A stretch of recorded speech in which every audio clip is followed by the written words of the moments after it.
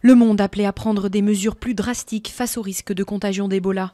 À partir de samedi, les passagers en provenance de Guinée, l'un des pays les plus touchés, seront contrôlés à l'aéroport de Roissy, dès la passerelle. De son côté, Barack Obama a promis une réponse beaucoup plus agressive pour éviter de nouveaux cas sur le sol américain, après la contamination de 2 soignantes. Les frappes de la coalition internationale continuent de freiner la progression du groupe État islamique à Kobané, où les combattants kurdes affirment avoir repris le contrôle de certains quartiers. Les États-Unis ont annoncé avoir tué plusieurs centaines de djihadistes dans la ville syrienne, tout en concédant que les frappes aériennes ne suffiraient pas à les terrasser, tandis que les islamistes armés gagnent du terrain en Irak. Le pouvoir ouvre de nouveau la porte au dialogue aux étudiants de Hong Kong, fer de lance de la mobilisation pro-démocratie. Il y a une semaine, le gouvernement avait annulé un premier rendez-vous avec les contestataires. Cette offre survient après des heurts violents entre policiers et manifestants et des soupçons de bavure policière.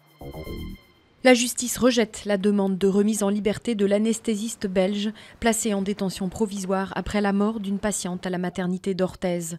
En détention à la maison d'arrêt de Pau depuis le 2 octobre, l'anesthésiste a été mise en examen pour homicide involontaire aggravé et a reconnu avoir bu le soir de l'accouchement. Une déforestation à petite échelle que les images satellites ne peuvent détecter. Selon une enquête de Greenpeace en Amazonie brésilienne, des arbres de l'état du Pará sont abattus clandestinement, puis transportés dans la nuit vers des scieries. Celles-ci exportent ensuite le bois comme s'il était d'origine légale, vers la France, la Belgique, la Suède et les Pays-Bas. Greenpeace, qui a survolé la zone et suivi le trajet des camions grumiers, dénonce un système d'exportation illégale de bois dans des zones reculées qui détruit la forêt à petit feu.